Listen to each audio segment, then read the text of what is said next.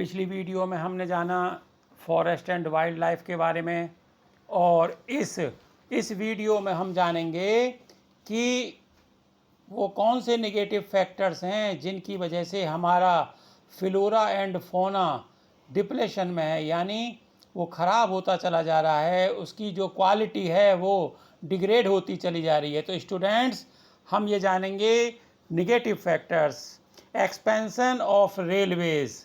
अब उन negative factors में हम जानेंगे कि expansion of Railways, agriculture, commercial and scientific forestry and mining activities in the colonial period.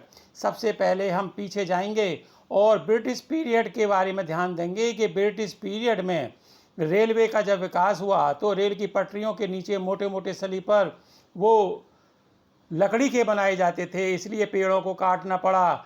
Agriculture के लिए, खेती के लिए, ज़मीन निकालने के लिए पेड़ों को काटकर ज़मीन निकाली गई ताकि खेती कर सकें। कमर्शियल पर्पसेस के लिए भी पेड़ों को काटना पड़ा, क्योंकि बहुत सी लकड़ी काफ़ी कीमती होती है, इसलिए उनको काटकर बेच दिया गया। और एक कारण रहा साइंटिफिक फॉरेस्ट्री। साइंटिफिक फॉरेस्ट्री से मतलब है कि ज़मीन के उस हिस्से को साफ करना जिस पर तरह तरह के पेड़ लगे हुए हैं, उन सब पेड़ों को काटकर और एक ही प्रकार के पेड़ बो देना उस जगह पर, वो कहलाता है हमारा साइंटिफिक फॉरेस्ट्री। इसके अलावा स्टूडेंट्स, माइनिंग एक्टिविटीज़ ये कॉलोनियल पीरियड में हुई। माइनिंग से आप सभी अच्छी तरह से परिचित होंगे कि ज़मीन के अंदर से मिनरल्स को निकालना, पहाड़ों के बीच से उसको खोदना, इस सब के लिए भी पेड़ों को काटा गया। हमको ये फॉरेस्ट सर्वे की रिपोर्ट भी बताती है कि according to the forest survey of India, over 26,200 square kilometre of forest area was converted in the agricultural land all over India between 1951 and 1980. It means हमारा जो 26,200 स्क्वायर किलोमीटर का area था उसको भी एग्रीकल्चर लैंड में convert कर लिया गया, और ये हुआ हमारा 1951 से लेकर 1980 के बीच में। स्टूडेंट्स, नेक्स्ट हमारा जो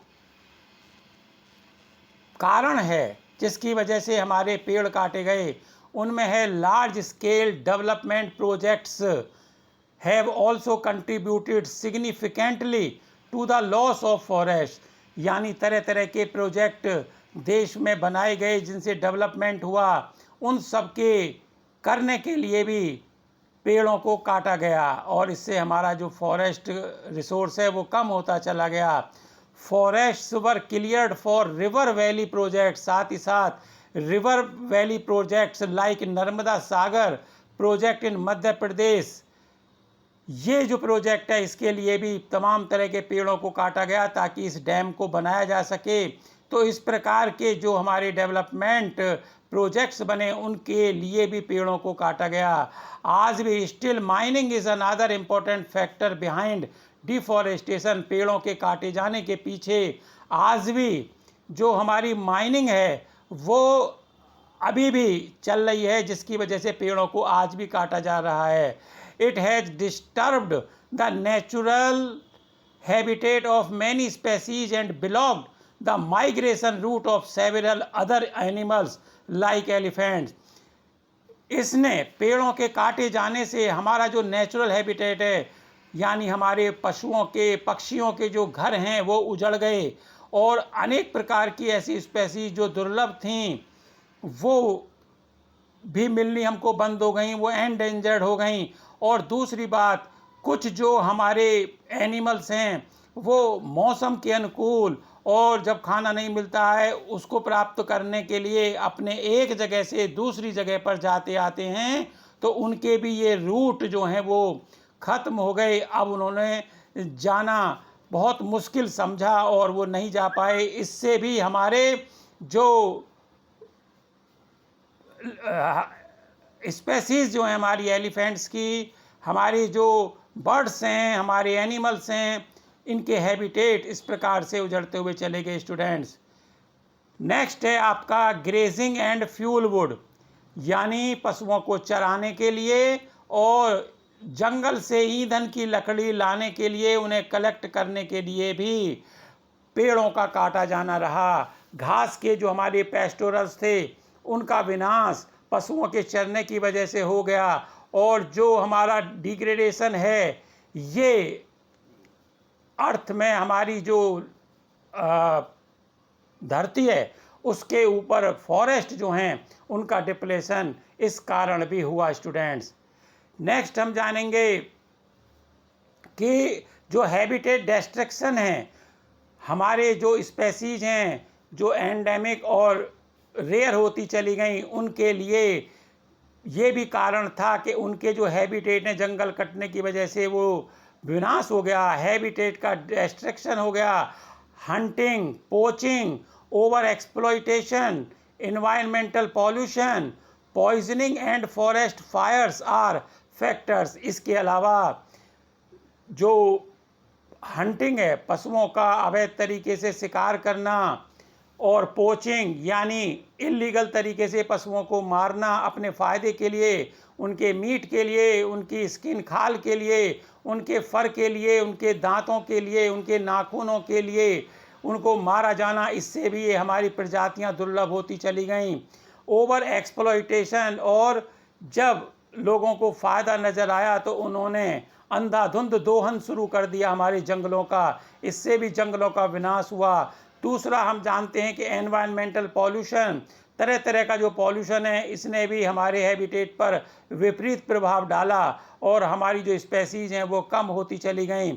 दूसरी बात है कि पशुओं को पॉइजनिंग, जहर देना, और फॉरेस्ट की फायर्स, जंगलों में आग का लग जाना, ये भी ऐसे फैक्टर्स रहे जिन्होंने कि हमारी इंडिया की जो बायोडाइवर्सिटी है, विविधता है, तरह तरह की जो प्रजातियां हैं वो उपस्थित होती हैं, वो सारी डेक्लाइन हो गई स्टूडेंट्स।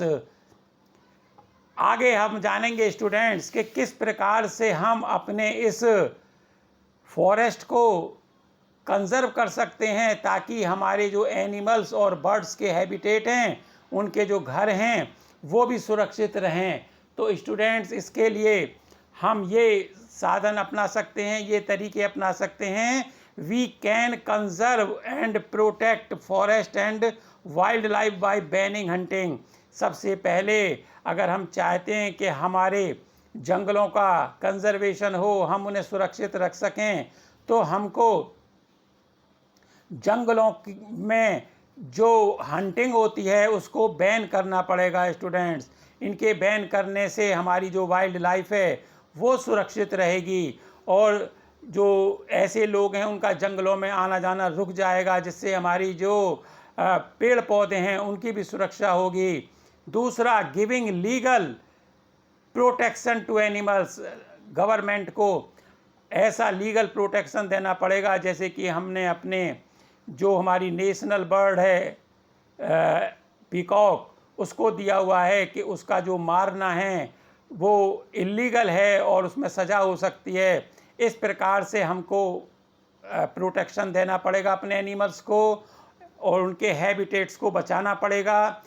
और and restricting trade in wild life. और आप जानते हैं कि वाइल्ड लाइफ का ट्रेड होता है, अपने फ़ायदे के लिए जानवरों को मार दिया जाता है और उनके जो तमाम तरीके के जो पार्ट्स हैं उनको बेच दिया जाता है। तो इसको हमें रोकना पड़ेगा। We should decrease deforestation. इसी के साथ साथ स्टूडेंट्स हम जानते हैं कि हमको पेड़ों को काटने से बचाना पड़ेगा। जैसा कि हम जानते हैं कि मैच स्टिक हम यूज़ करते हैं, तो उसमें छोटा सा एग्जाम्पल है ये कि जिसमें पेड़ों के द्वारा हम अपनी तीलियों को बनाते हैं, तो उसकी जगह हम लाइटर का यूज़ करें। हमारी जो बुक्स हैं, स्टूडेंट्स बुक्स को पढ़ने के बाद रद्दी में बेच देते हैं, तो ऐसा ना करके अगले वर्ष के लिए उन बुक्स को दूसरे स्टूडेंट्स को दिया जा सकता है, जिससे कि हमारा डिफॉरेस्टेशन रुकेगा। और इसी के साथ साथ हमको इंक्रीज़ करना पड़ेगा रिफॉरेस्टेशन या अफॉरेस्टेशन।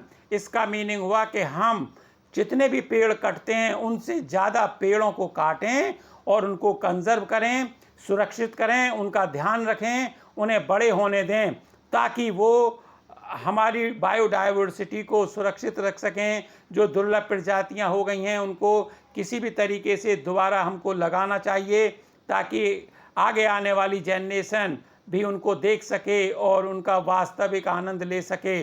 दूसरी चीज़ इसी के साथ साथ हमको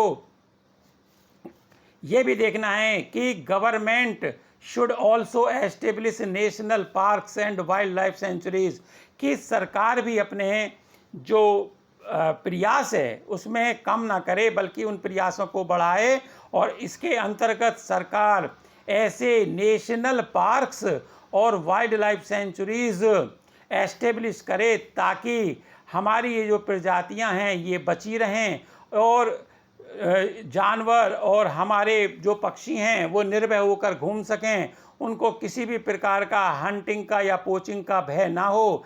इस प्रकार से जो हमारा